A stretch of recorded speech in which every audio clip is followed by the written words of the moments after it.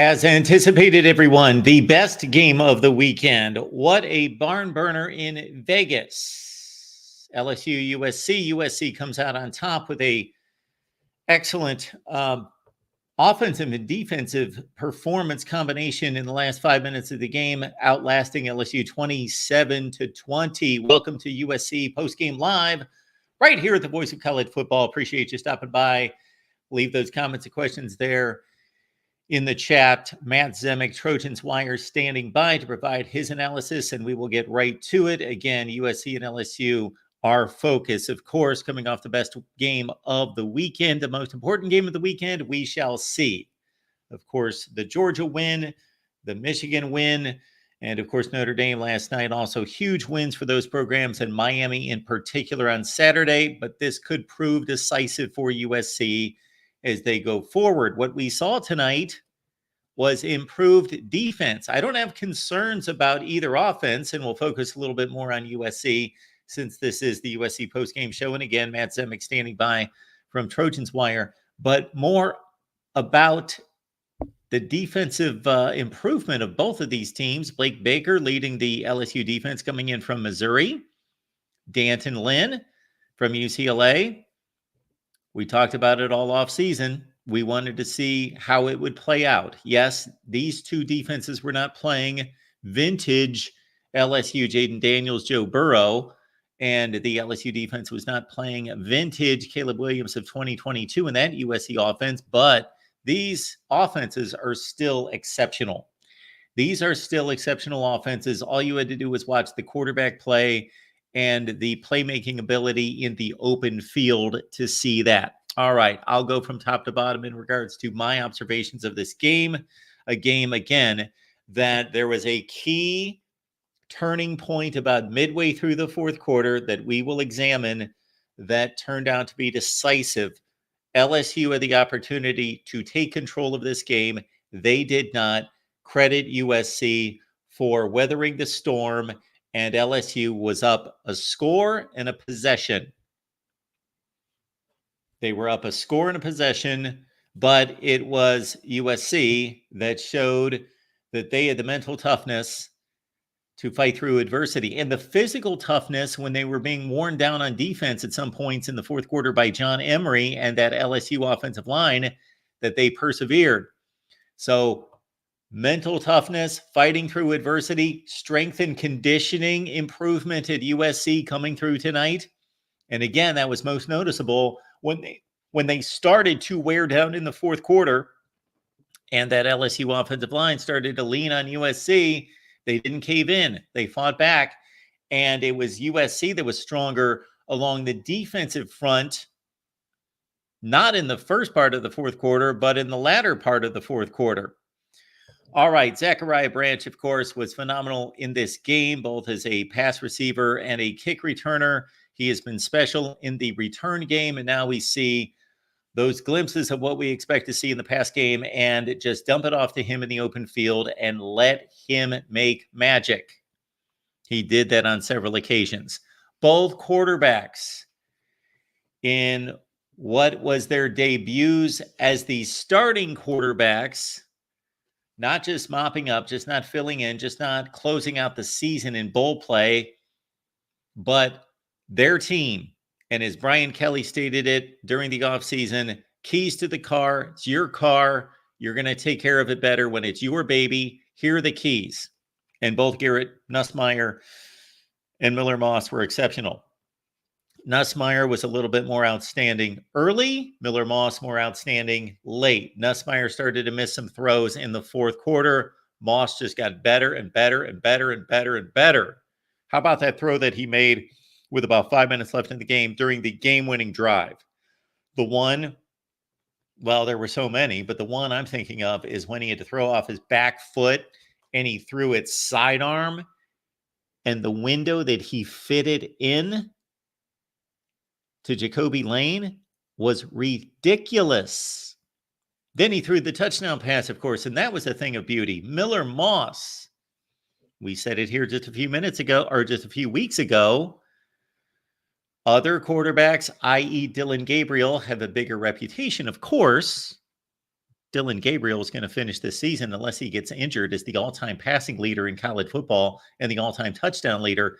But Miller Moss could turn out to be the best quarterback in the Big Ten. And if he does, look out. We may have somebody displacing an Ohio State, an Oregon, a Michigan, or somebody else in the Big Ten championship game. Because that was an impressive showing. This is an enormous win for USC. Enormous. No, LSU's not a perfect team. They're a flawed team. However, this was close to, boy, this is just an outstanding win for USC. And we saw this is how close these teams are. That's why I said the entire offseason, give me the points, give me the points, give me the points. Now, I expected somewhat to lean LSU, but take those USC points. But as it turned out, when it came to pulling the trigger on a prediction, I went with USC plus the 5, but also USC to win outright. All right, the USC defensive line. This was pretty obvious from the get-go. Stout in the middle, stout, tough. Sure, they gave up some running plays. They gave up a few lanes, but not that much. Most of that was just John Emery being a super talented back that we've kind of forgot about coming out of high school. But the USC defensive line, stout. Kyron Lacey on the LSU side, of course, from the opening drive, he caught the first 3 passes. He was exceptional. It was huge that USC turned away LSU on the opening drive. Right out of the gate, turned them away. I questioned the decision, even in the moment, even before the failed 4th down play, kick the field goal. I know maybe at that point, Brian Kelly was anticipating a 45-42 game, but he didn't get it. We got a low 20s game. We got a 20-17 game. For as good as both of these quarterbacks were, and it appeared as though the offenses were generally moving at will, there was still decent tackling. There was still resistance from the defense. These weren't quick drives. USC's final drive was a quick one. They scored like that. But other than that, the defenses made the offenses drive down the field. They tackled in space for the most part. And so these are not bad defenses anymore. These are not bad defenses, not the way they performed against that level of quarterback play. We're not going to see that level of quarterback play all the time, all over the place. Those quarterbacks were generally on target almost every throw. All right, USC misses the field goal, of course. That would have made it 13-10 to start the second half. Of course, at the end of the first half, they missed the field goal. That was big at the time. USC won the first half in my eyes, even though the score was 10-10 because of 2 reasons. Even though both quarterbacks were exceptional, Miller Moss was able to hit for plays further down the field. He averaged over 8.5 yards per pass attempt, and Garrett Nussmeier was under 5 yards per pass attempt in the first half. So USC was gaining more chunk yardage downfield. And the USC run game, despite the stats, which had LSU leading on the ground by about 10 yards at halftime, I was encouraged by the USC running game in the first half. So I believed USC to be the slight winner of the first half. Kyron Hudson. So we had the 2 would-be catches. They weren't drops. The defenders made excellent plays. He's going to have to continue to work on securing the football and keeping the football when it's made contact, when there's contact made by the defender. So those were not 2 drops in the first half, but 2 catches he could have made for touchdowns in the first half. But to date, the catch of the year, and it may be the standing catch of the year for a long, long time. You saw it, reaching over his head to pluck it away with one hand between 2 defenders while he was bent backwards. And then he generally tipped it to himself of sorts. He bobbled the ball and was able to recover it mid-flight with the other hand and secure the football going to the ground. Catch of the year, week 1. There you go, Kyron Hudson. So we go to the second half. USC better watch these underneath screens they like to throw. LSU kept jumping those. Ashton Stamps in particular did this a few times, but and Swinson, but they like the quick underneath screen. I don't know what the technical term that they use for those, but the issue there is now it's on tape, and it's probably on tape from last year. Of course, this is the staple of sorts, or at least used in the Lincoln Riley offense. So just saying, USC, look out, future opponents, maybe scouting the underneath, because LSU jumped it and they almost had some pick sixes or interceptions that would have been really ugly. So that happened about 3 times where they batted the ball away or stripped a receiver as soon as they got their hands on the ball because they obviously had scouted that. They saw something. Just want to make sure we're good with Matt Zemek. Matt Zemek, Trojans Wire, will be joining us at some point. All right. Travis Ford. I guess he stole that reception from Zachariah Branch. I guess he stole that one. That was in the third quarter. That was the big play down the sideline where he caught it over the middle. But as Kirk Herbstreit pointed out, it appeared to be Zachariah Branch's ball. That would have been an ill-fated throw by Miller Moss because he was trying to fit it in between 2 defenders. But it's good to have the big tight end, the big rangy tight end lumbering across the middle. And the way Miller Moss was focused on the left hash, I would agree with Herbstreit that he probably didn't see Travis Ford, who then read the ball, tracked it, and stole it. And it turned out to be a huge play, of course, for USC. All right. The place in this game where it could have gotten out of USC's grasp, the place where it could have been all gone wrong. And then, of course, we want to take your calls tonight. John Emery started to assert himself. And this guy's been playing college football since 2019. He's got a national championship ring from 2019. And he started to assert himself. They got the Allen Anderson touchdown in which the USC slot corner, the nickel corner, was playing way too far back. And he just stood his ground. And then, of course, they ran a bit of a rub play to the outside, and then he tried to cover it, and the USC defenders collided, and he had a touchdown by Allen Anderson. And that was LSU's last touchdown to make it 17-13. Okay, key series in the game here. LSU's asserting itself on the ground. They're starting to get that famed offensive line going.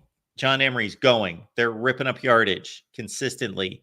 They get the Anderson touchdown. They are up 17-13. They get a 3-and-out.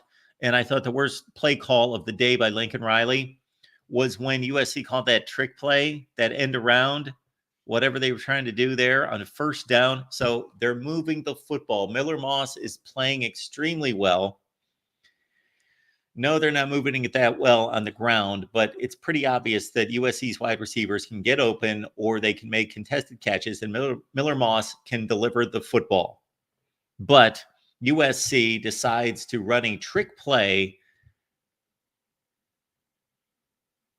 on 1st and 10, trailing 17-13 with 8 or 9 minutes left in the game.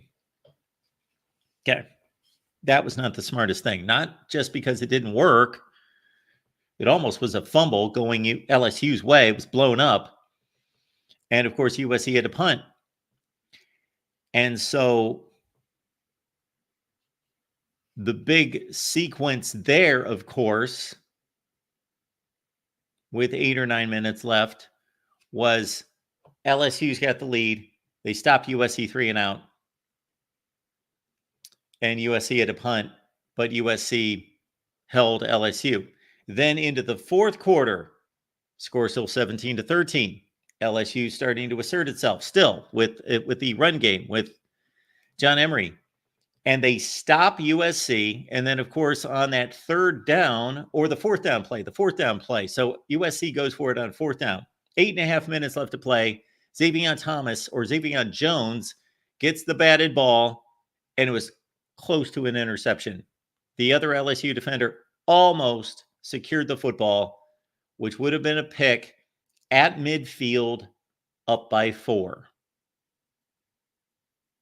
The result, though, is still a stop, but then you get the 15-yard penalty.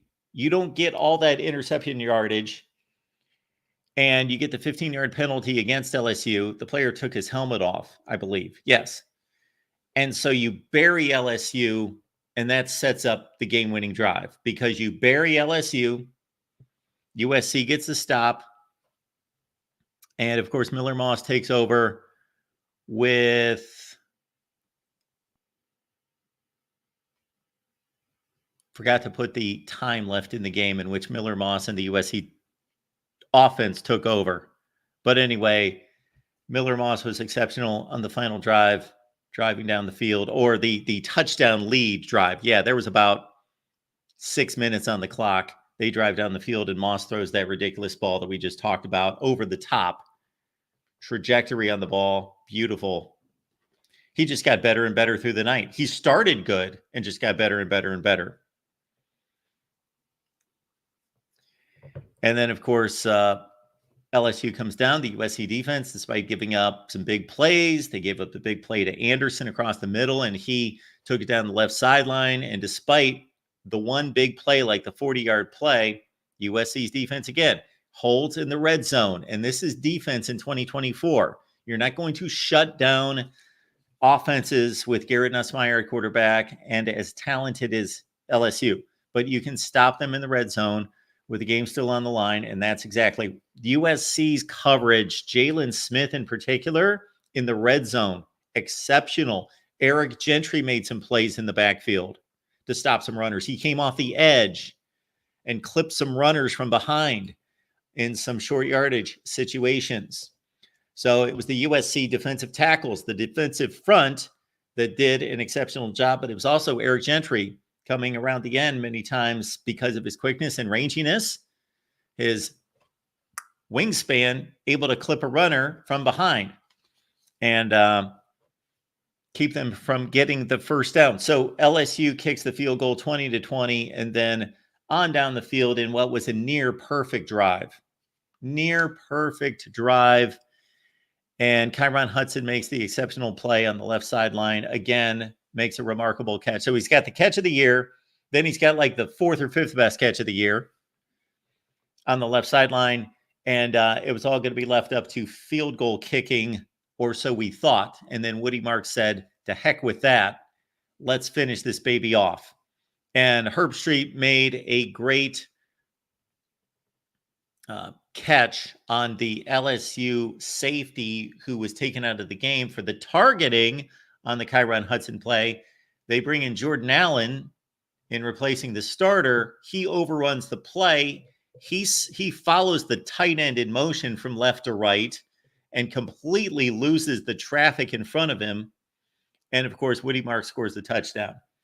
Now, Jordan Allen might have gotten steamrolled by Woody Marks and it wouldn't have mattered. Most likely, though, he probably, with those other LSU defenders, would have stopped Woody Marks and it would have been up to a kick. But he didn't. So Woody Marks scores, and USC secures its biggest win since, well, they just went to a Pac-12 championship game 2 years ago. So depending on, as it stands in the moment, probably their biggest win, not knowing what's going to happen the rest of the season, the biggest win since securing the Pac-12 championship game bid, which would have been the win against UCLA 2 years ago. But if they march on to be a factor in the Big Ten, a factor in going to the CFP, then this is going to be the biggest win since, well, if they get to a CFP and this launched it, well, this is going to be the biggest win since 2008, since they won the Pac-12. I know they won in 2017, but that team had no shot at the playoffs. So really good stuff there. Want to make note of 2 exceptional secondary performances, and that's the one part of the USC defense that we were confident was going to continue to be strong and stronger than last year. Jalen Smith, Kamari Ramsey, excellent football players. We do appreciate you being here at the Voice of College Football. This is the USC Postgame live show. We will drop the call-in line in the chat. Also, keep in mind that the call-in line is on X as well.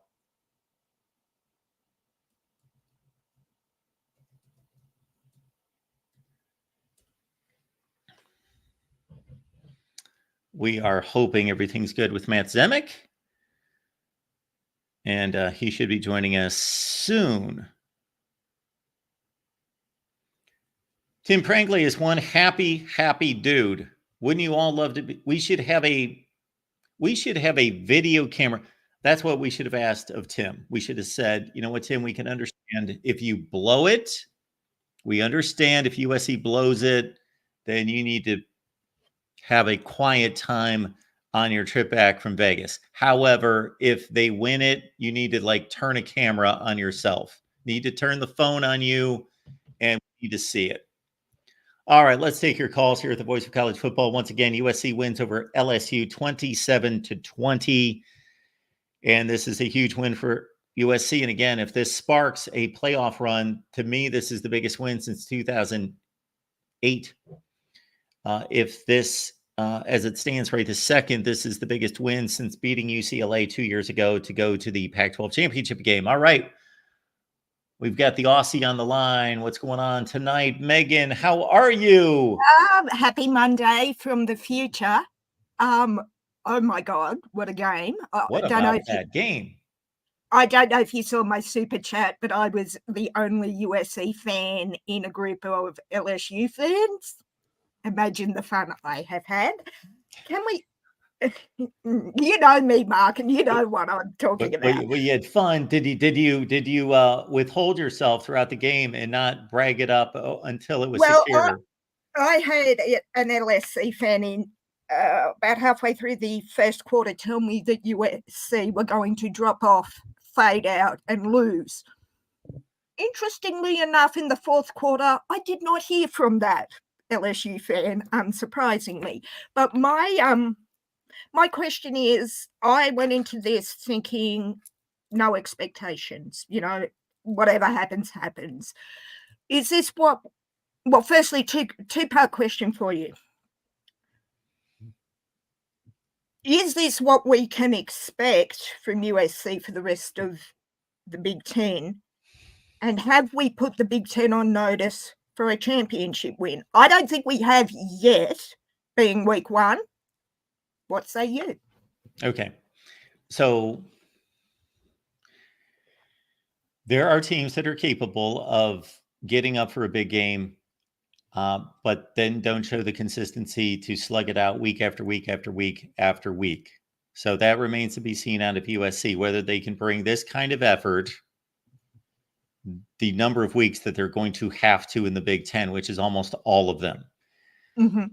The most encouraging portion of all this, for as good as Miller Moss played, that didn't surprise me too much. Now, it wasn't guaranteed that he was going to play this well, but my take on him the entire offseason was, although he's only played one substantial game in his career at USC, I don't believe Lincoln Riley stays with the quarterback, doesn't go in the transfer portal if he doesn't believe that he's got the right guy. Plus, he develops quarterbacks as good as anybody.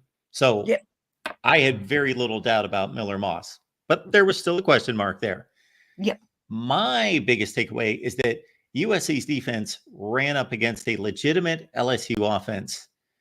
And while most week one situations have us coming away from that game saying, well, this unit played really well, but we really don't know how good they are until we see more. I know that the LSU offense is good. So USC's defense is much improved. Do you think we can maybe not win the championship, but at least make a showing to say, look, we mightn't do it this year, but watch out, we're coming? USC, I believe, will be a factor in the Big Ten race based on what I saw tonight. Yep. And that's all you're saying? That's end of sentence? We'll wait and see? Well, it's not. We'll wait and see. I said that they'll be a factor. Oh, sorry. Yeah. Okay. Yeah. They'll be a factor in the Big Ten race. They will be a force to be reckoned with. Yes. Okay.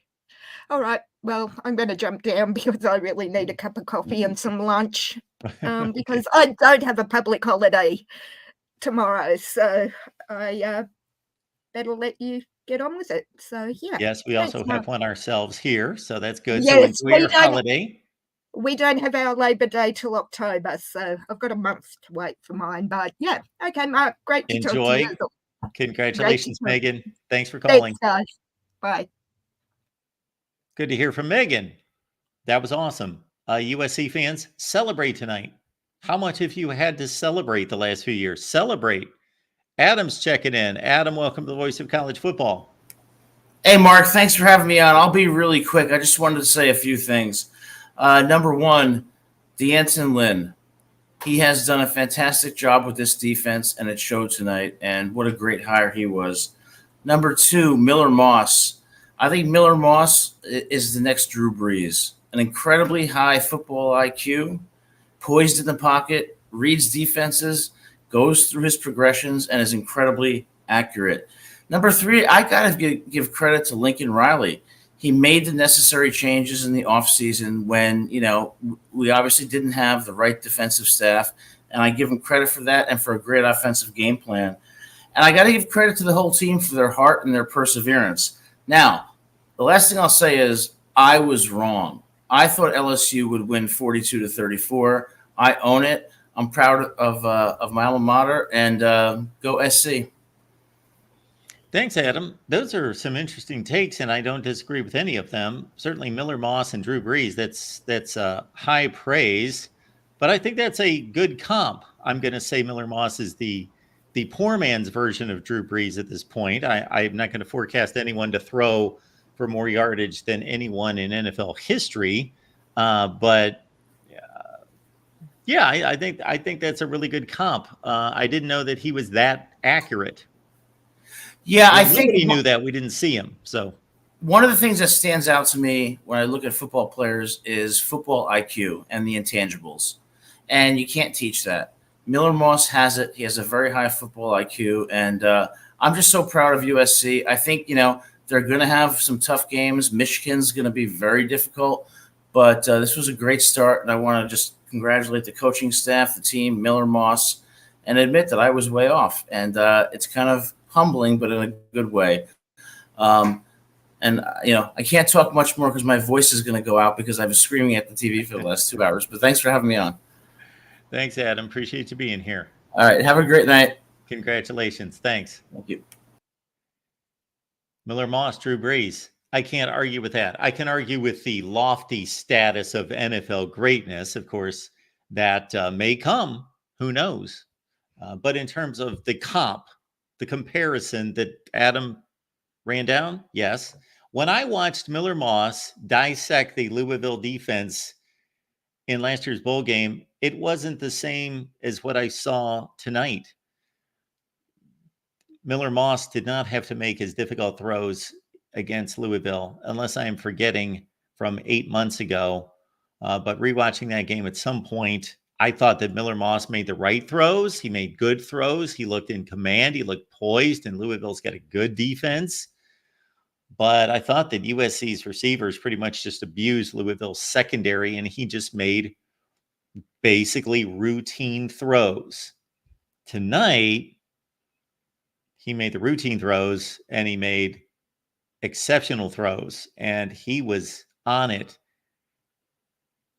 There were some crossing routes that broke free, some crossing routes that USC receivers broke into the open where he did pretty easy on target, just lead them into open space throws. But most of them, difficult throws in tight coverage. What was expected and needed and required out of Miller Moss tonight was far beyond what was required against Louisville in the Holiday Bowl. Much better quarterback. Or at least he had to be a better quarterback tonight. Megan with the Super Chat contribution. We appreciate you, Megan. Aussie 12. was the only USC fan in an LSU chat, as Megan told us firsthand, and loving what I just saw and was pleasantly surprised, still shaking, but it's Miller time, baby. So there were USC fans leading in this game based on the response that we received here at the Voice of College Football in two camps. We had the pessimistic USC fans that basically said Lincoln Riley has never fielded a good defense. So despite what D'Anton Lynn did with UCLA last year, I need to see it. And the Big Ten's tough. And so we're going to a better conference, and we were lousy last year. We didn't even beat a good team the entire regular season. What was USC's best win last season, regular season?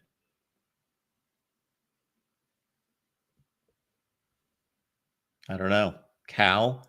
So they didn't beat anyone good last year. And so I understand the wait and see, like you got to prove it to me.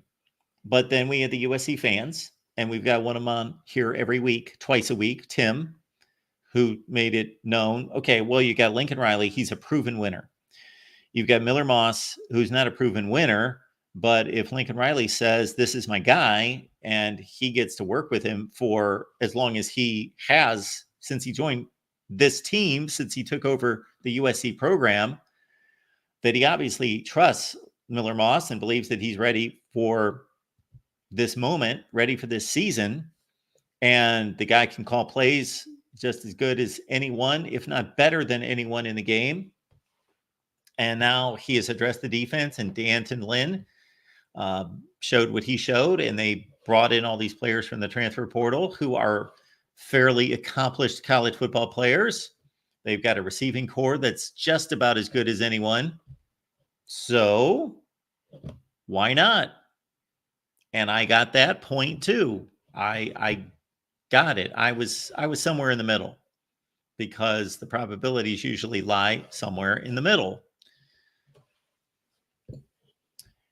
Adam, who we just heard from, tells us that SEC teams suffer from a self-defeating confirmation bias.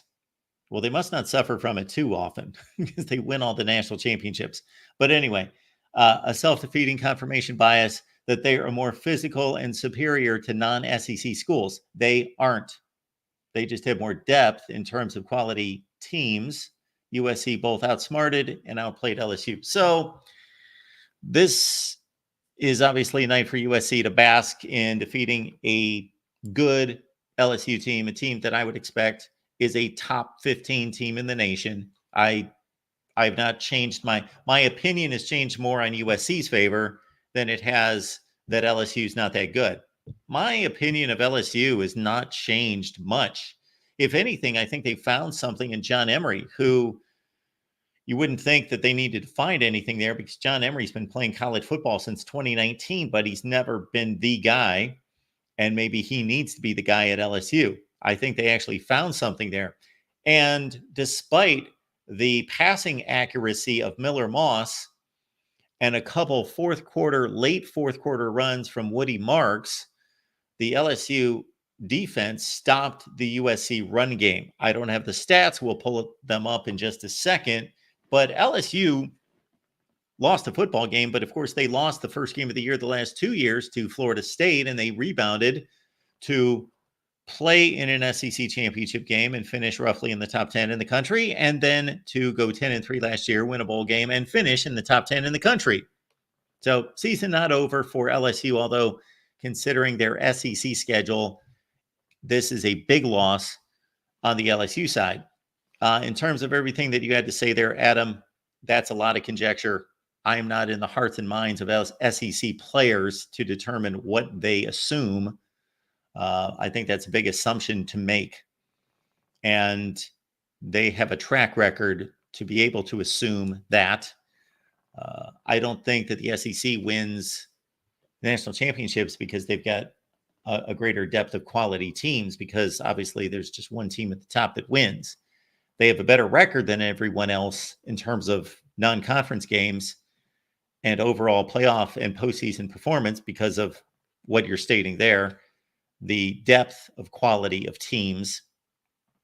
USC both outsmarted and outplayed LSU. I thought USC was a better team in the first half, as I outlined. I thought that LSU was starting to assert itself. Forget that I thought it. It was just pretty obvious. LSU was asserting itself once they got the one-score lead. John Emery and the offensive line was leaning on USC. They got a couple stops. They had 2 opportunities to go up by 2 scores. That's when LSU looked like they were starting to wear down USC.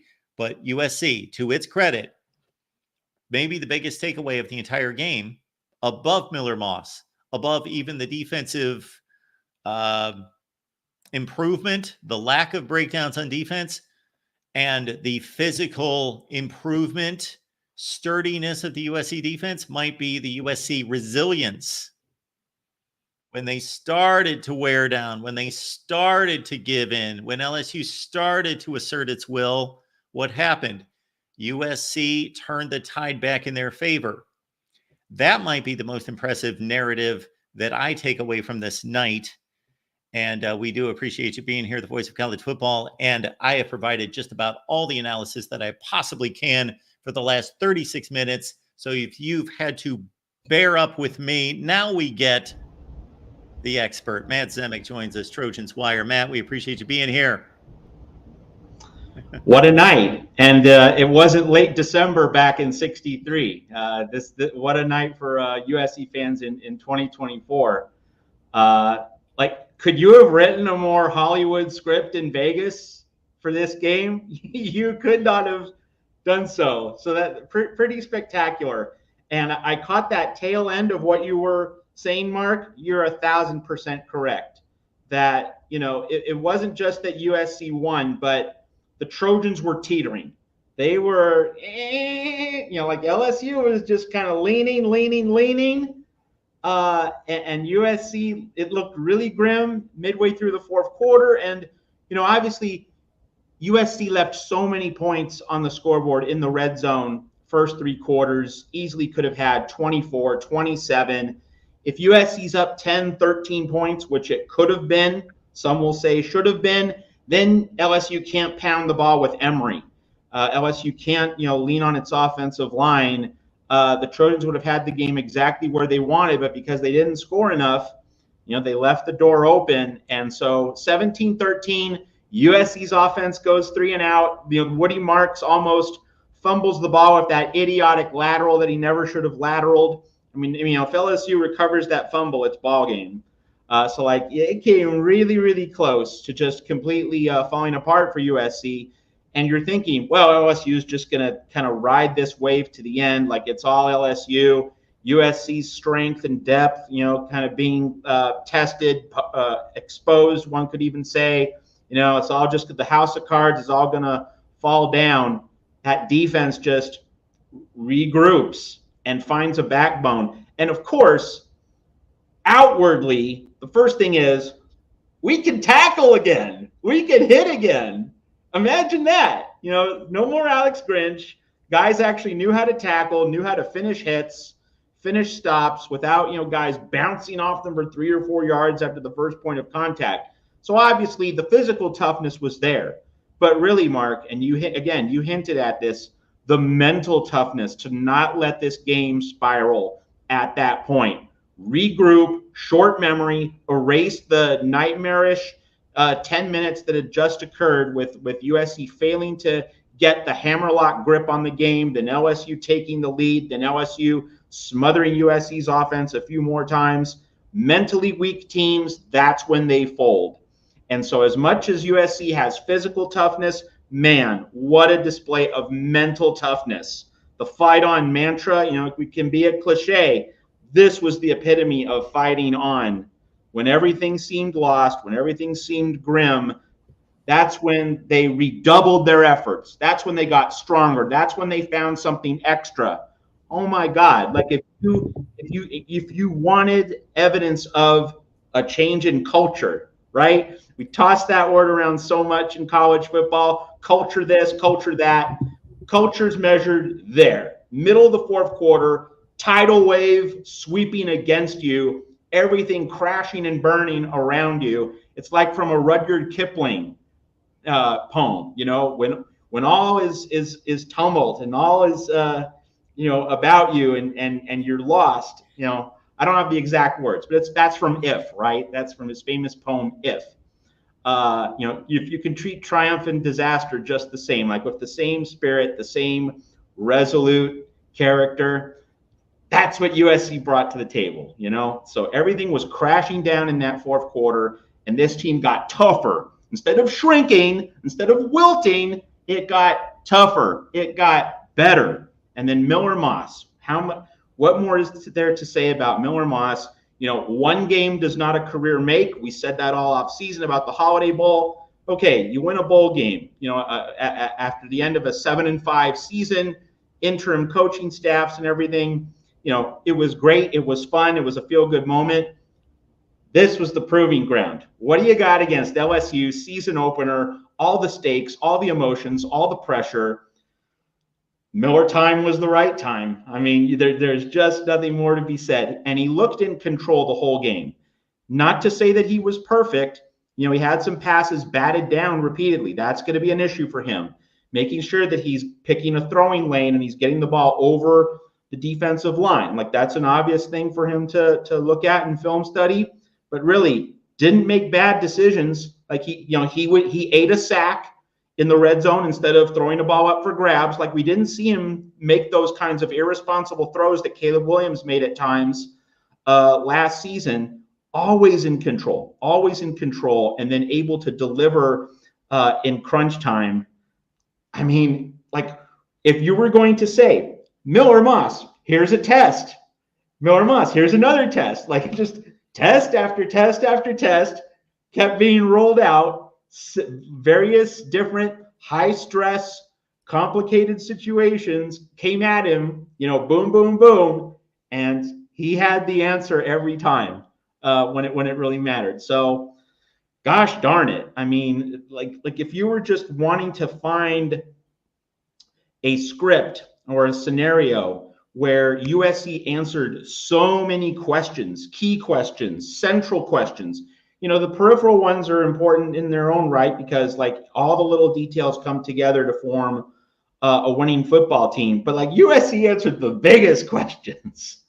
Not to say that there aren't still some huge concerns, but really so many of the biggest questions, with one exception, and that was the offensive line not being able to really mash the ball, getting shoved back at times by LSU's defensive front. That's really when LSU began to exert its influence in the game. Like, I walk away from this game thinking nothing different from what I've been saying in the offseason here at the Voice of College Football.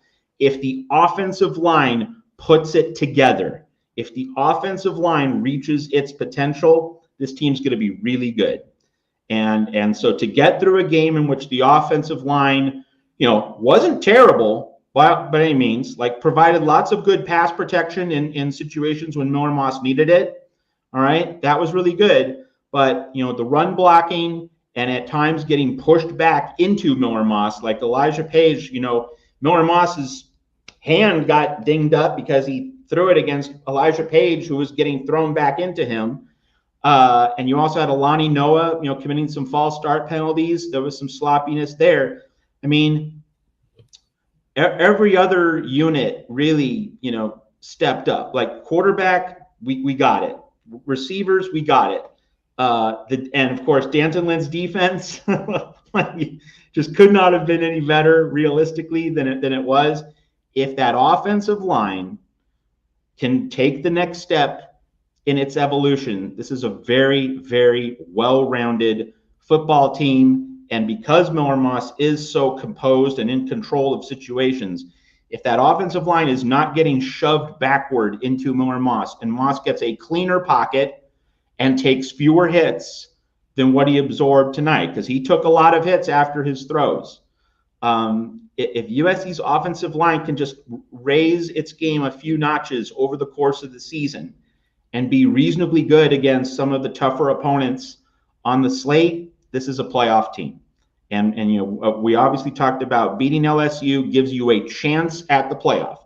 beat LSU. So we have that chance. In order to now go from having a chance to getting there, crossing the finish line, it really is all about that offensive line evolving and making concrete progress over the course of the season.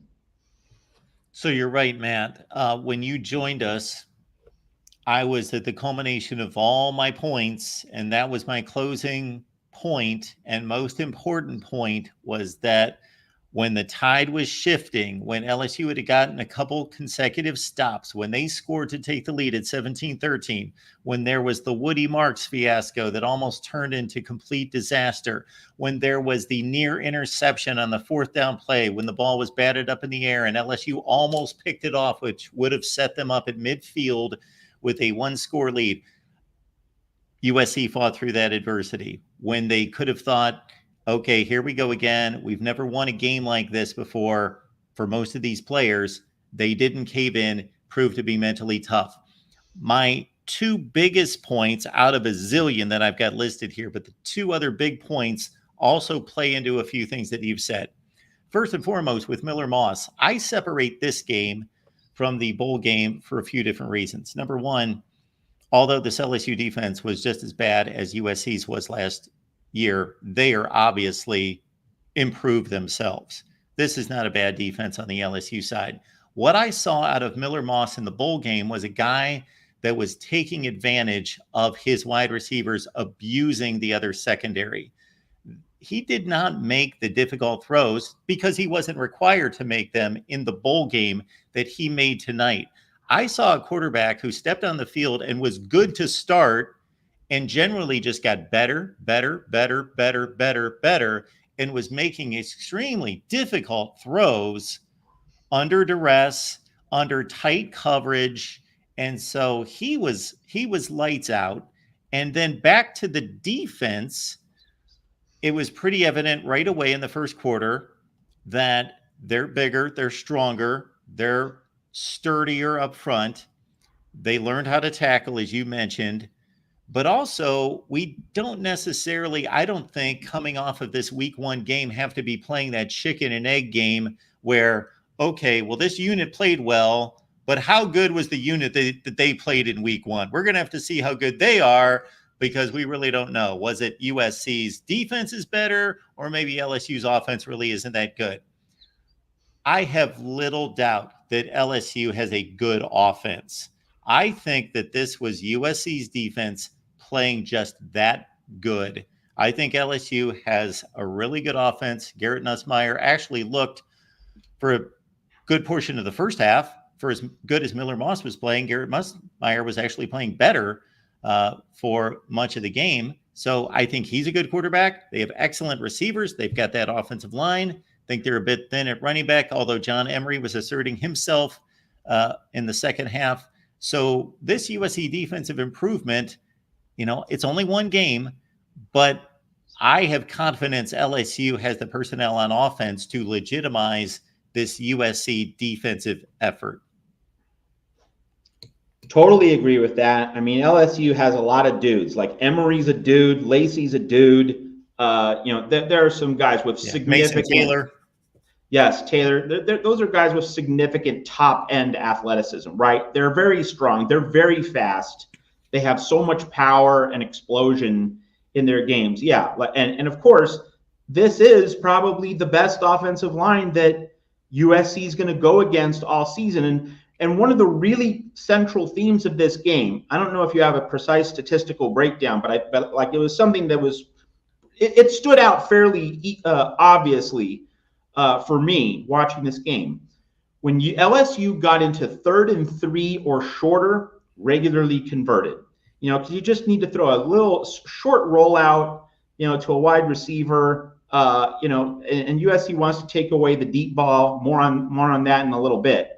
To just get 3 yards on a quick pass to a agile, strong wide receiver, that's really hard to stop. It's hard to stop that 3rd and 3. We all remember the 49ers with Steve Young and Jerry Rice. Good luck defending that little quick sprint rollout with Steve Young to Jerry Rice on 3rd and 2. You have Ricky Waters and Tom Raffman in the backfield, and you have Brent Jones at tight end, and Like, you're just not going to stop that little flip out to Jerry Rice for 3.5 yards on 3rd and 2. It was really similar with LSU. However, when LSU got into 3rd and 6 or longer, when it got into 3rd and medium or longer, USC was able to get off the field. I mean, how much of a 180-degree change is that from the Grinch years, when 3rd and 9 just felt like, oh, well, it's just a third chance for the offense to get a first down, which it would normally get. Now 3rd and 9 means USC's probably getting off the field, or at least that certainly was the reality of this game tonight. So, and one of the other things was, there were some USC fans, understandably, why are we playing so soft in coverage? Why are we playing so soft in coverage?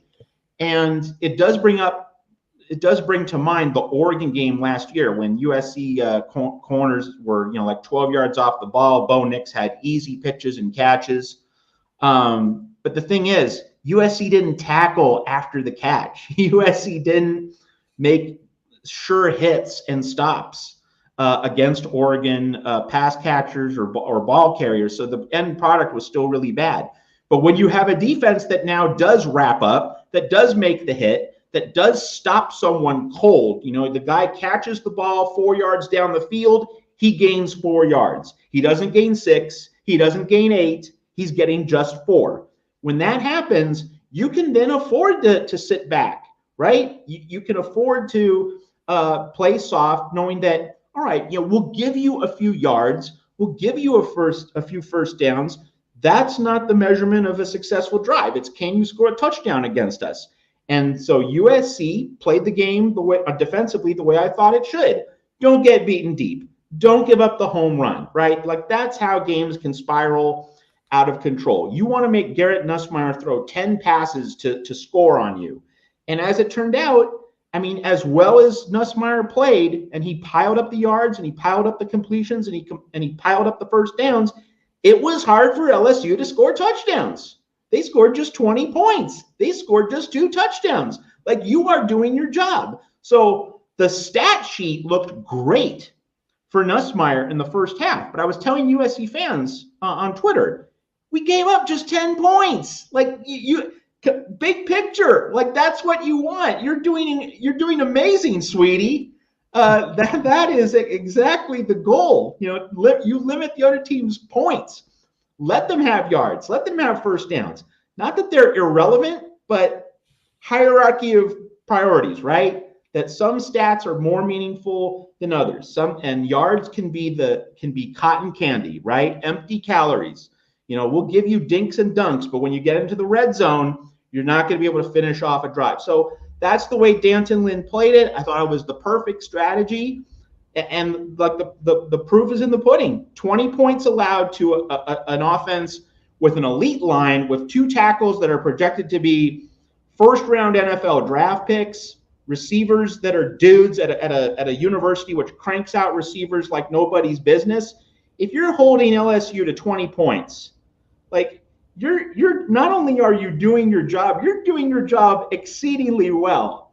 Like, reality check, how many people would have said, we're going to hold LSU to fewer than 3 touchdowns in this game? We're going to hold LSU under 21 points in this game. How many people really, truly, honestly believed that was going to happen?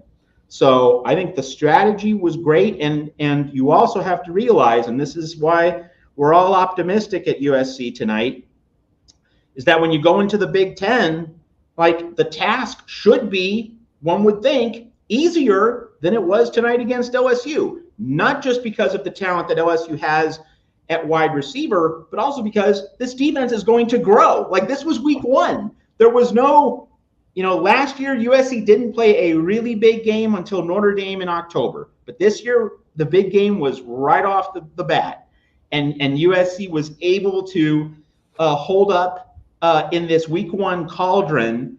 And now you get this defense a chance to mature and evolve over the course of the season. And you look at Wisconsin's offense, which didn't set the world on fire in its first game against a MAC program in week 1. Like, you get to September 28th, and Wisconsin's offense with Phil Longo and Tyler Van Dyke goes up against USC's defense, like I know which side I'm taking in that matchup.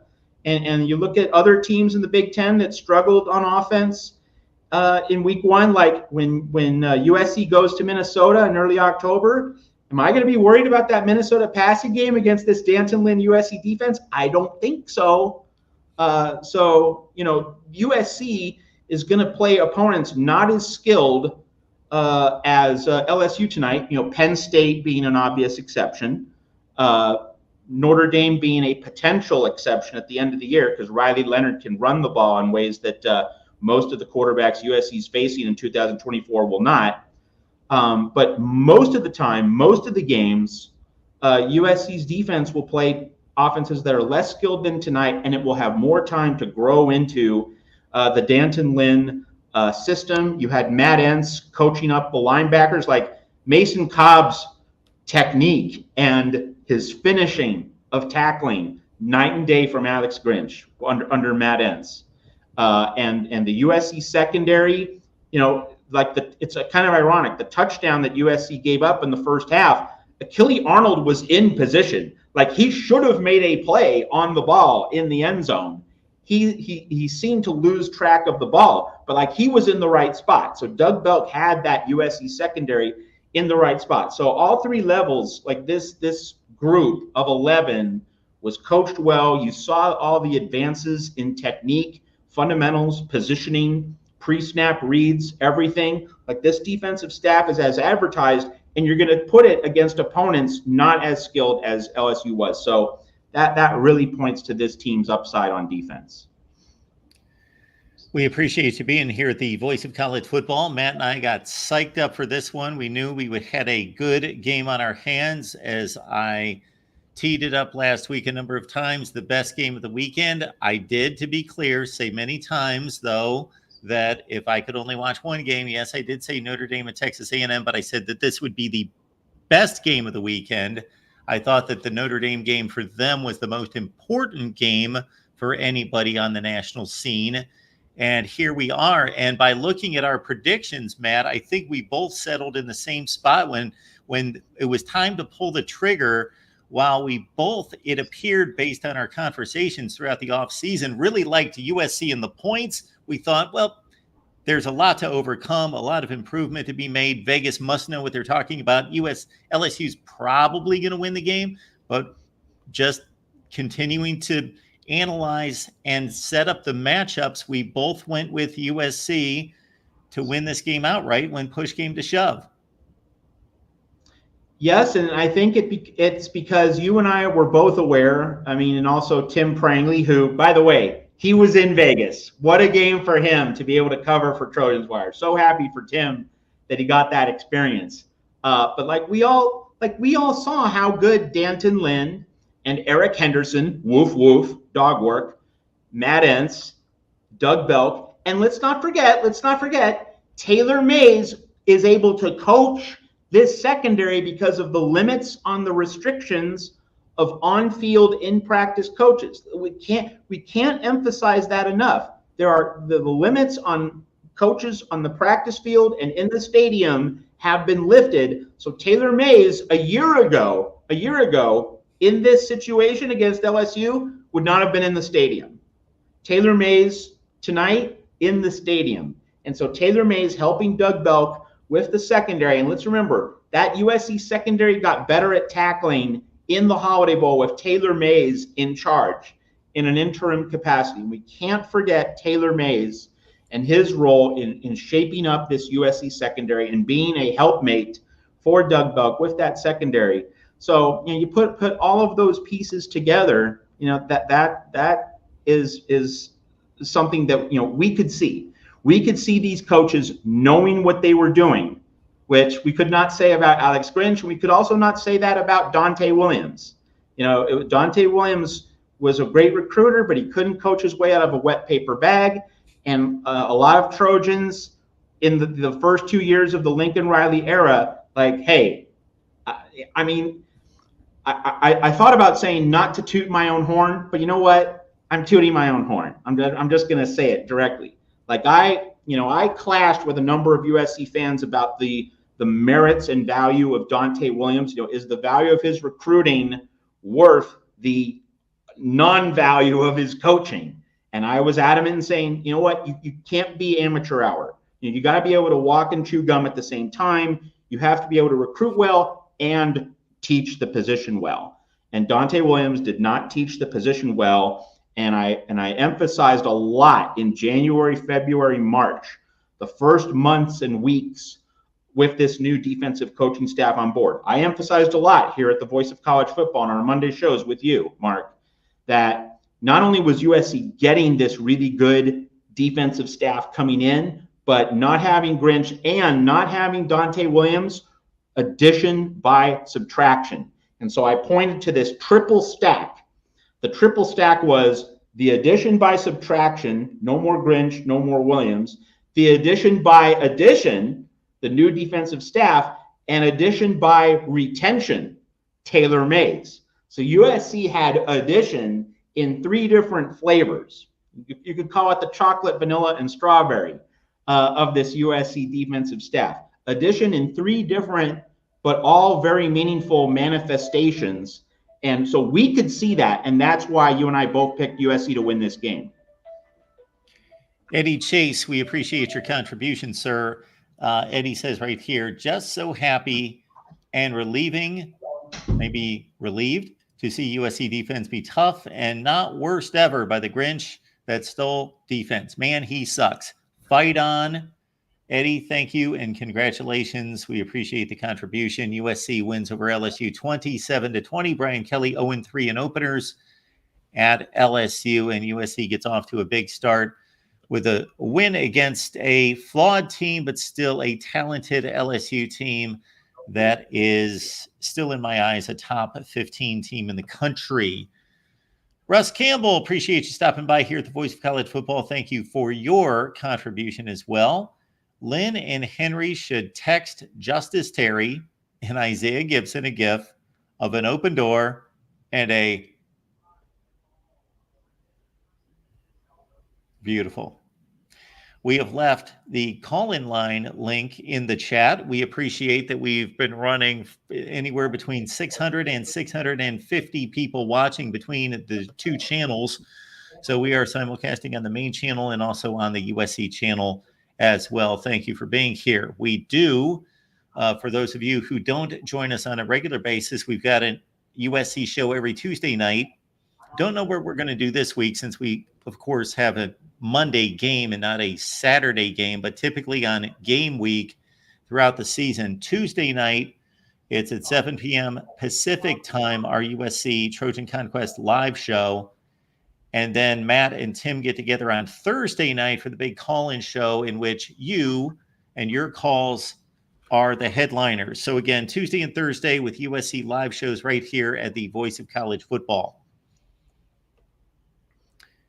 So Matt, as we prepare for Utah State, and really this is the only breather of sorts on the schedule, you mentioned Miller Moss and the scintillating performance, but he did get some balls batted back in his face, and that would appear maybe to be kind of random, but it's not.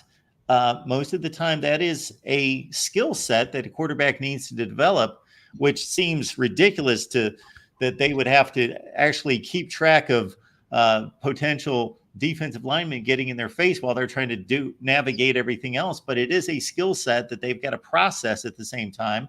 We also had, as you mentioned, a far less than dominant running attack displayed by USC. So would those be the 2 items that you would like to see first and foremost get a little bit cleaned up against Utah State? Absolutely. Like the Utah State game will definitely be a game in which USC needs to show that its offensive line can mash against an inferior offensive line. And let's keep in mind that, Miller Moss's hand, like we don't know what kind of shape that hand is going to be in, since it got a little dinged up. Obviously, he was throwing darts at the end of the game, so it's probably not too much to worry about. But, why not give Moss a lower workload night against Utah State? And also, by running the ball, what's the other thing you can achieve? And of course, we'll talk about more about this later in the week here at the Voice of College Football. But obviously, just to set the stage for that, more running plays means shorter game, fewer plays. And so your USC's operating on a short week this week, playing on a Sunday night. And this, of course, was a very draining game. So that you're operating on a short week, you want a shorter game against Utah State, where guys aren't being asked to do nearly as much. And you increase the chances of being healthy for Michigan on September 21st. So like the need to improve the offensive line's run blocking and overall strength, that is married with the need to create a shorter game with fewer plays, create a lower workload situation against Utah State. So all those pieces of the puzzle fit together very much. Gixxer Squid showing up for us. We appreciate you, sir, as always. Gixxer Squid with this one. Matt, thoughts on the new pre-snap movement rule? I thought the Big Ten referees did a great job relative to prior, not a going out on the limb here, comparing Big 12 officiating to Pac-12 officiating, but seeing the improvement between the Big 10 referees and, of course, what we saw in the Pac-12 with this new rule in place tonight. Yeah, I thought they did a good job. And, it's interesting that LSU did that sideways, lateral movement late in the game, but it was a false start on USC. So it leads me to one of two thoughts.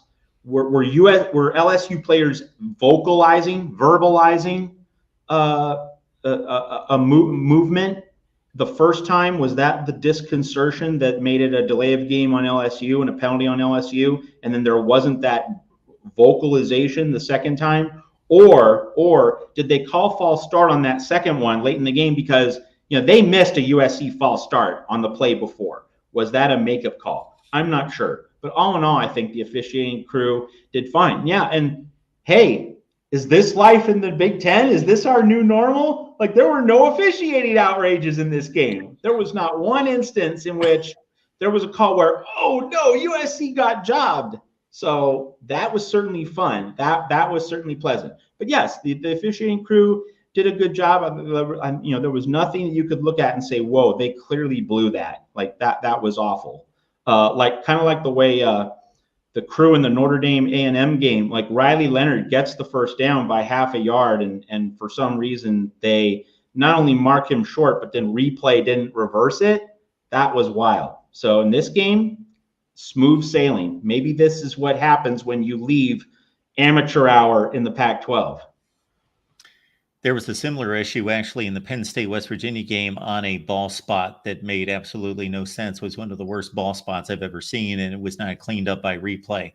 Danny Kennedy actually is leading us into a conversation where I was going. So here we go. Because, of course, in 2 weeks, it's a trip to the Big House in Ann Arbor, and USC fans, don't be lulled into a false sense of security based on what you saw out of Michigan's offense this past Saturday. This is a battle-tested team, really stout at the line of scrimmage with some great athletes as well. But Danny Kennedy, USC has put the Big Ten on notice. Matt, your thoughts about that? And really since we're looking at Big Ten or USC through the lens of the Big Ten and the competition out there, what you thought of the various opponents in the Big Ten and who USC is going to face down the road.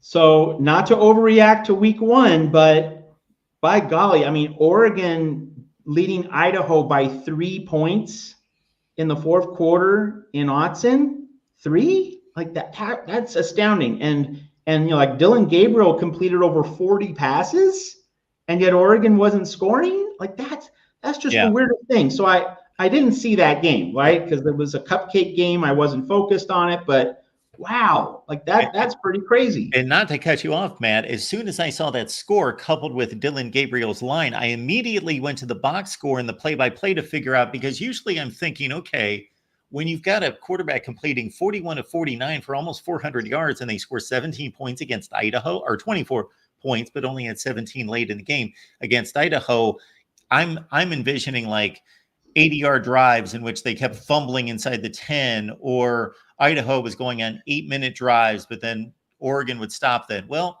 Oregon had a missed field goal. They did have a drive that ended the first half and they didn't score, where they actually drove down the field. So they picked up some yardage there. They actually had 2 drives where they got stopped on 4th down after a fairly lengthy 50, 60-yard drive. So they had a lot of empty possessions in which they picked up yardage, but could not kick in the door. Yeah, that was pretty wild. But it is just one game, and I can imagine the Oregon players thinking, like, this is not a game we have to get up for, like that they mentally dragged. So I'll just hold off on Oregon for now. But when you look at the strong statement that Penn State made in Morgantown against West Virginia, and you could say that West Virginia might not be all that good, but it's not easy to win in Morgantown. You go through college football history. It's not easy to win up there in West Virginia. And Penn State made that look very easy. No drama. Just took care of business. Drew Allar looked solid. So Penn State gets pretty high marks. But Ohio State and Oregon, did week 1 do enough to move me off the idea of it's Ohio State and Oregon versus the field? Not quite. But I will say, like, I have to think about it. Like, I have to at least question whether it's Ohio State and Oregon versus the field now in the Big Ten. But I need to see these problems persist. And one of the things about this business, it well, don't overreact to one game. And really, the challenge is, if you're a savvy analyst, if you really know your stuff, you will know what the difference is between let's not overreact and, oh, this is a 5-alarm fire. Because sometimes week 1 does expose the weaknesses at a deeper level. A good example last year, Clemson-Duke. Clemson's issues that were exposed in week 1, they persisted. So, like, that was an indicator. That was an indicator of Clemson's frailty a year ago when Clemson lost in Durham to the Blue Devils. So that was an indicator. But a lot of week 1 games, it's all a mess. We don't have preseason games in this sport. Coaches know that their team is going to win the game, so they don't worry too much about the peripheral details. And then we go to the practice field and we work on stuff and we evolve and we get better. So I need to see Ohio State and Oregon pull another clunker. I mean, Ohio State wasn't a total clunker, but Ohio State also didn't look all that great in the first 20 minutes against Akron. So I need to see Ohio State and Oregon continue to struggle at least one more time, maybe 2, before I truly reorder my Big Ten hierarchy. However, here's the thing. And, some Michigan fans are saying, oh, I think USC's ready to win the Big Ten. No. But USC certainly has more of a chance. I think we can all agree there.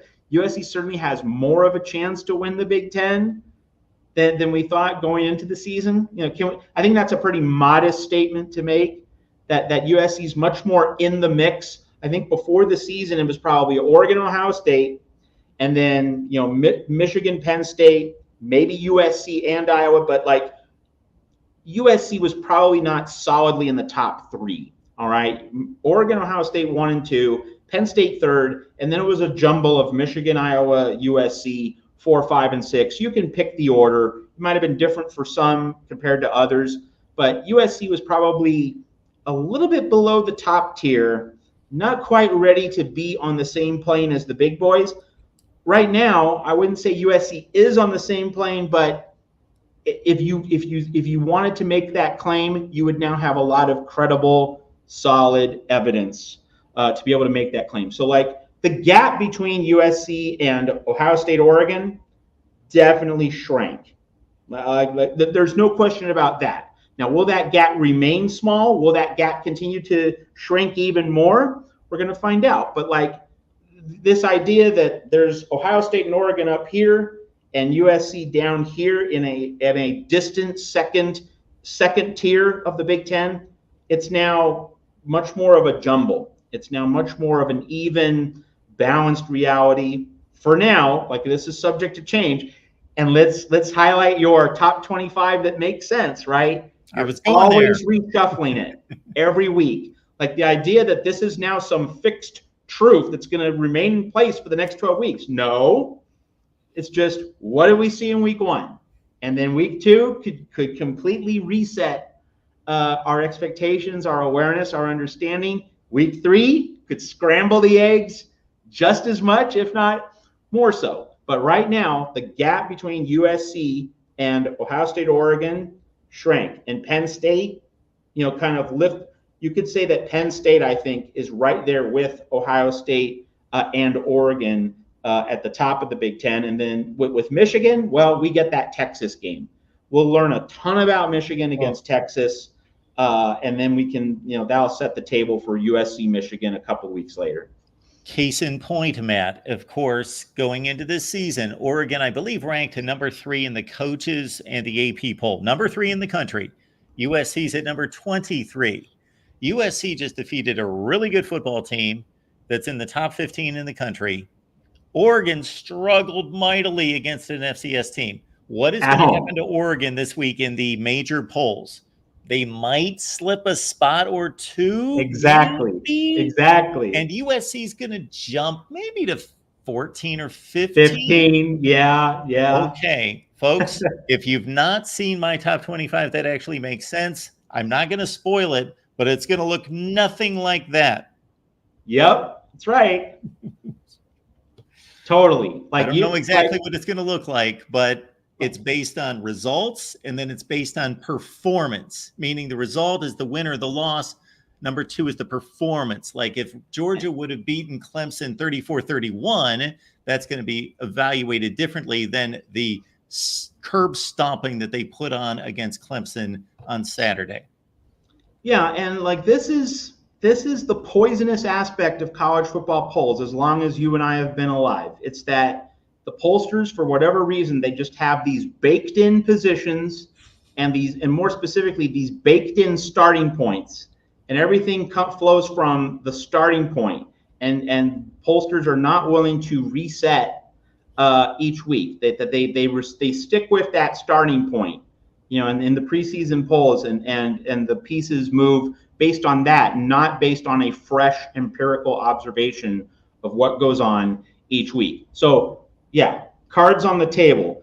Not that it means anything at all in terms of who's going to make the playoff or who's going to play for the national championship. It means 0, because it's all about what you do each week. You have to win your games. You have to do your job. You will not make it if you lose enough games.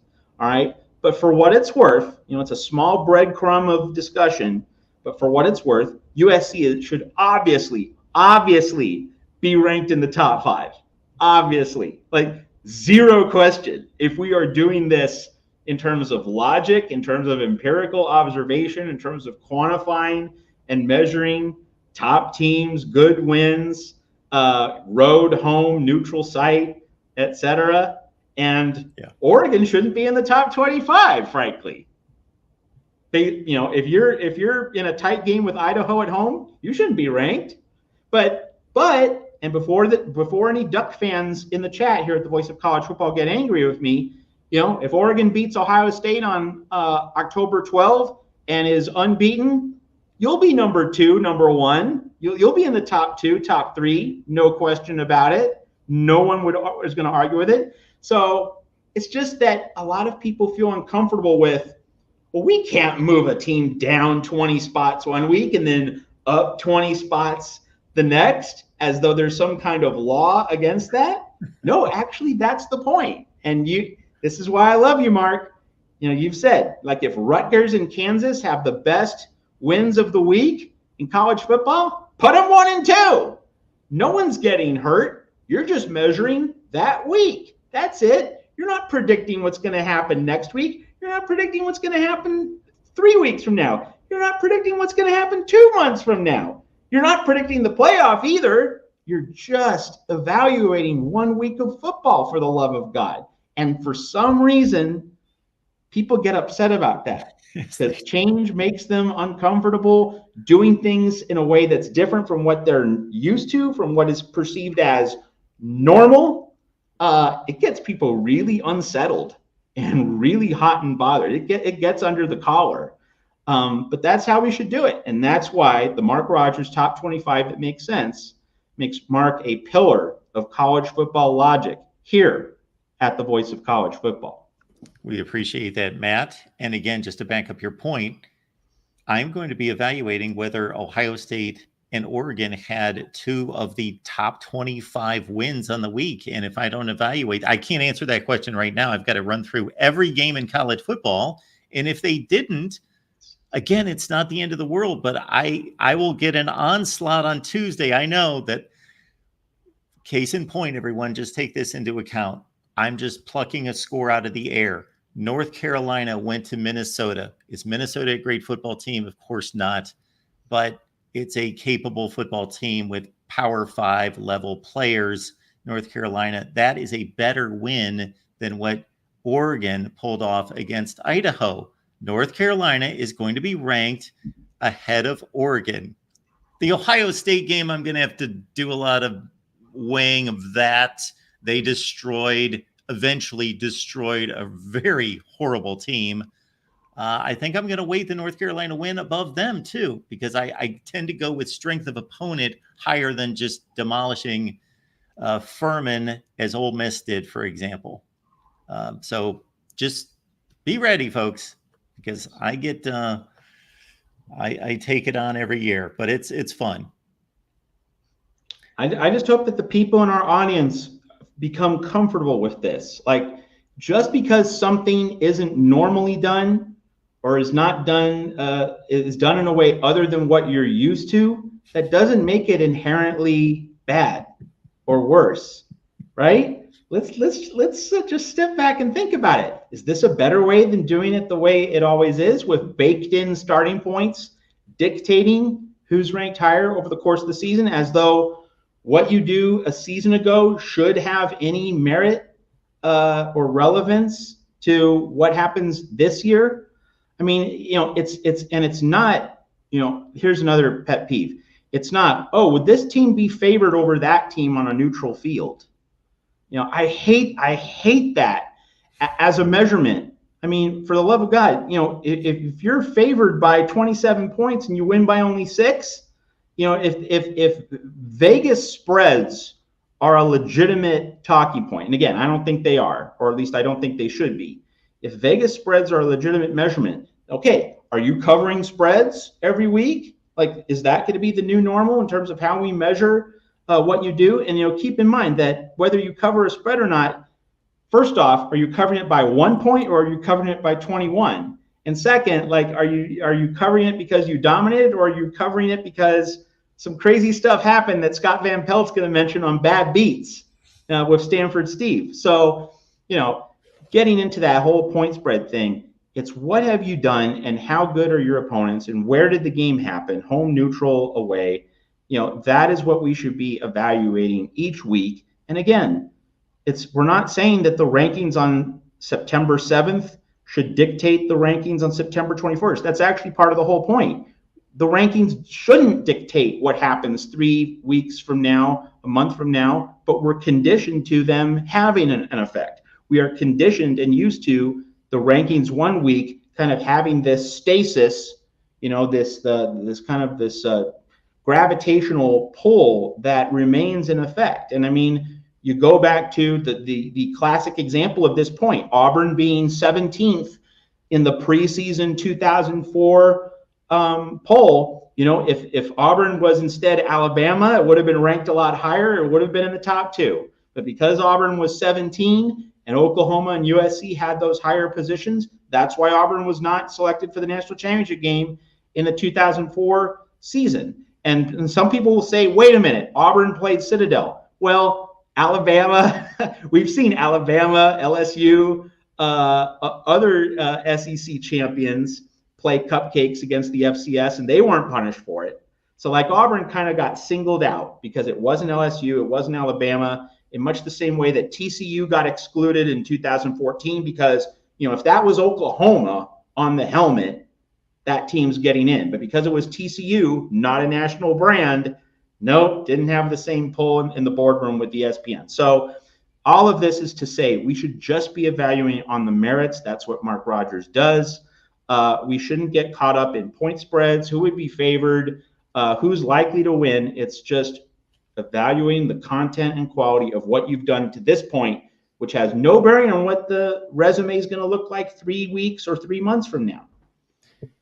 I was astounded 2 seasons ago when Nick Saban had a 2-loss football team, but he was campaigning for them making the playoffs in 2022. And his argument was, we would be favored against everyone in the playoff.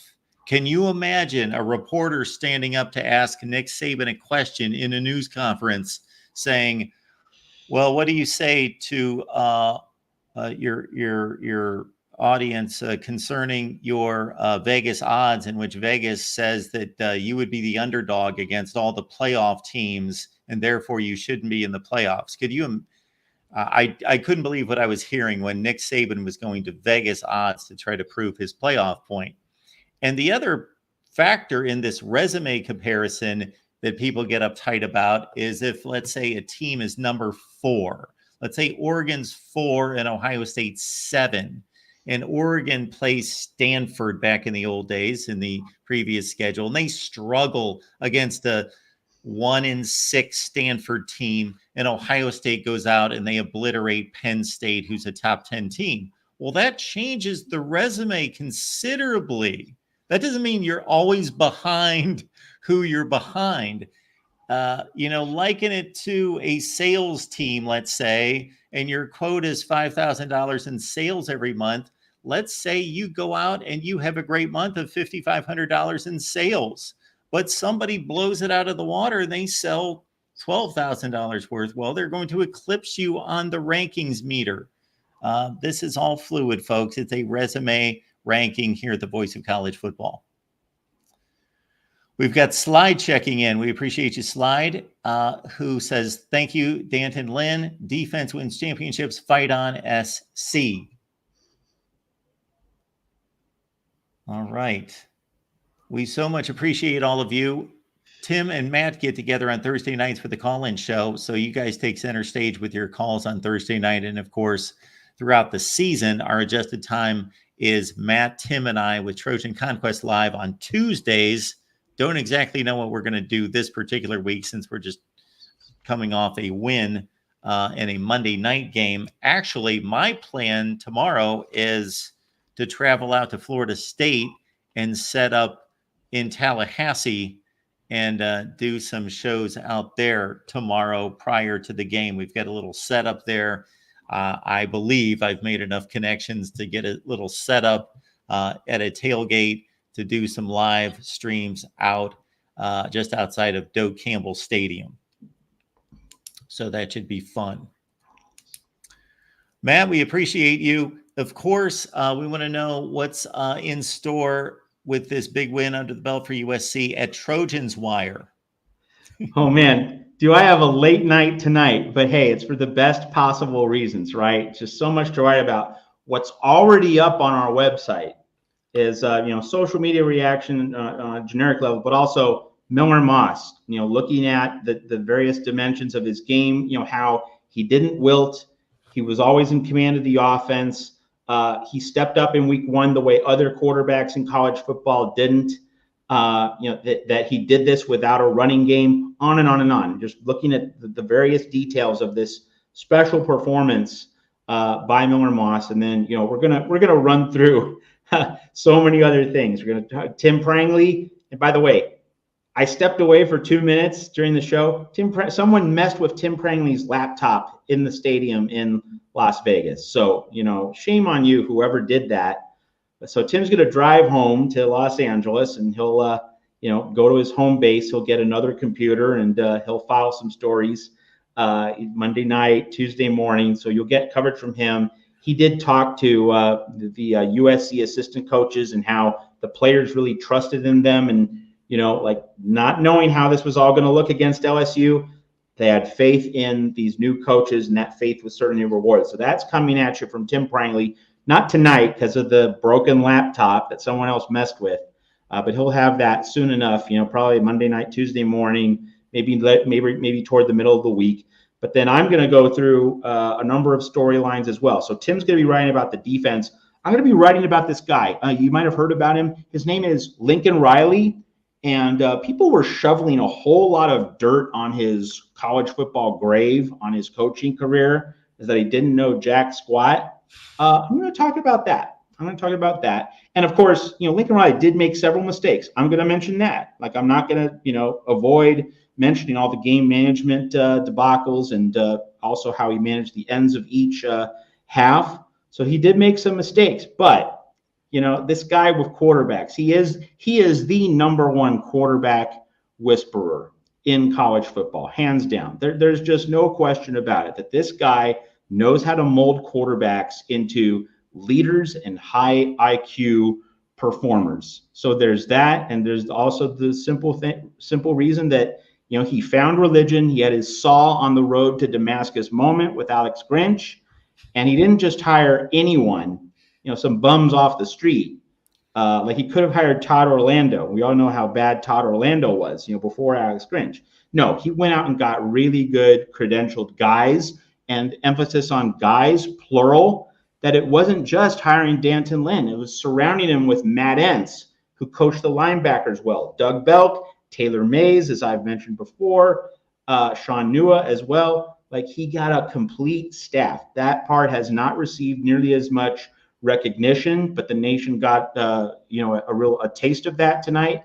So it's time to give Lincoln Riley a little bit of appreciation after the 8 months we've spent questioning his future at USC, questioning if he's lost the mustard on the fastball. No, Lincoln Riley can still paint the black at 96 with late tailing movement against Barry Bonds, against Aaron Judge. He's still got it.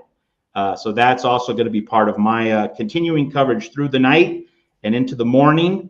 And also, I'm definitely going to talk about the rankings question, where USC should stack up against Oregon, where USC stacks up in the Big Ten. So, yeah, it's a long night for me, but for the best possible reasons at Trojans Wire. So head on over to the site. So much of what you love and enjoy now that it's football season.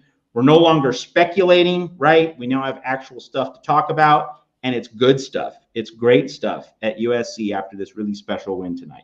So, Mark, thanks for having me on your show. Really appreciate it, and I look forward to seeing you on Tuesday. It's going to be quite a time.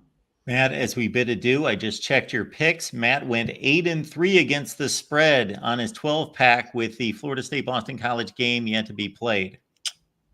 Well done. Sometimes a blind squirrel finds an acorn. 8-3 against the spread. Matt, I knew this would be a whole lot of fun, win or lose, but of course it was fun with the USC win. So thanks for stopping by and making this happen with 6:50 on the line at one point.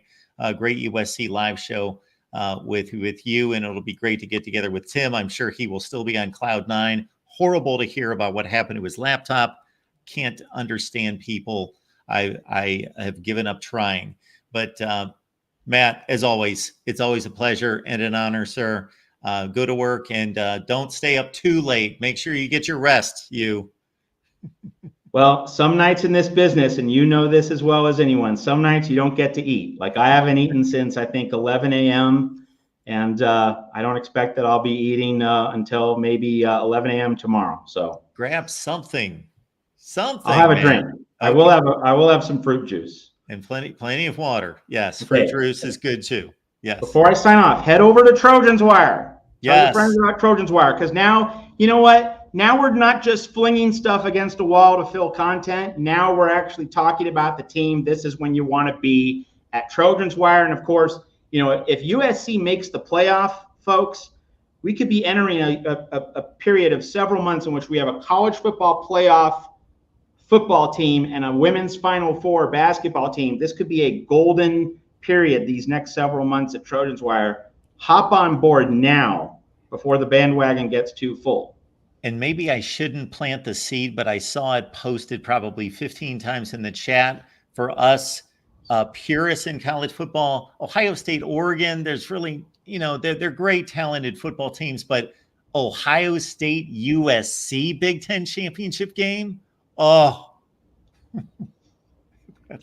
that is the stuff of legend, of course. We'll try not to get ahead of ourselves, okay.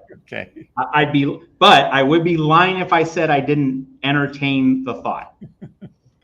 Matt, you're the best. Thank you so much for being here, of course. You are too. Head on over to Trojans Wire, folks.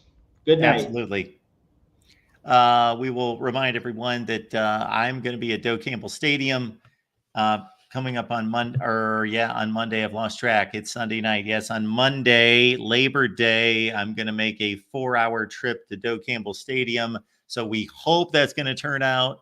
We believe there's going to be Wi-Fi. I'll set up a hotspot.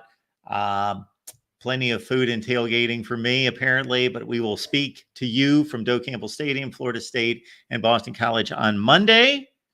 And so we want to say hello and thank you to James Coleman, our buddy, former Florida State fullback, who set us up there at Doe Campbell Stadium. Top 25 that actually makes sense will be out on Tuesday. And Monday through Friday, except for tomorrow, give me a break. Just give me a break on Monday because of everything going on tonight. And then I got to get ready to travel 4 hours, 8-hour round trip. And it's going to be a long, long day on Monday. So give me a break for the Monday show. But 10 a.m. Eastern time, every Monday through Friday on the national channel. We've got you split between the USC channel and the main channel. On the main channel, every Monday through Friday. So join me. We should have like 1,000 people watching every day because we've got so much college football to talk about. It's my rants, it's your comments and questions, it's your calls, and excellent guests every day, Monday through Friday. It's the college football show every Monday through Friday, 10 a.m. Eastern time. All right, folks, we mentioned that Matt went 8-3 against the spread this weekend. Also, our guy Steve Merrill delivered again his under-the-radar selection against the spread. Spot on. He said, take Pitt minus 24. They covered the spread. He's 22-5 against the spread in his under-the-radar selection, and you can cash in. College football is even more exciting with some action on the line, and the games are even better when you're cashing in. And the Voice of College Football is the place to be to get the greatest value. Let's start with my picks. 75% against the money line, 58% against the spread. I've got a 40-year track record. In fact, in 2023, at $100 played per game, you would have netted over $9,300. And guess what? I'm just the warm-up act. Steve Merrill, our ace in the hole, show stopper from Wager Talk. 6 years with the Voice of College Football, over 30 years in the industry. Steve gives us analysis on all the big games, but you can't miss Steve's weekly under-the-radar pick, which went 21-5 against the spread the last 2 seasons. I repeat, 21-5 against the spread. You also get picks from some of our top analysts here at the Voice of College Football, including Steve Dace and Matt Zemek. Become a YouTube channel member or Patreon member for just $99 per month. Go to the main channel on YouTube, click join, and select the betting tier. Do the same thing on Patreon. Make 2024 a winner now.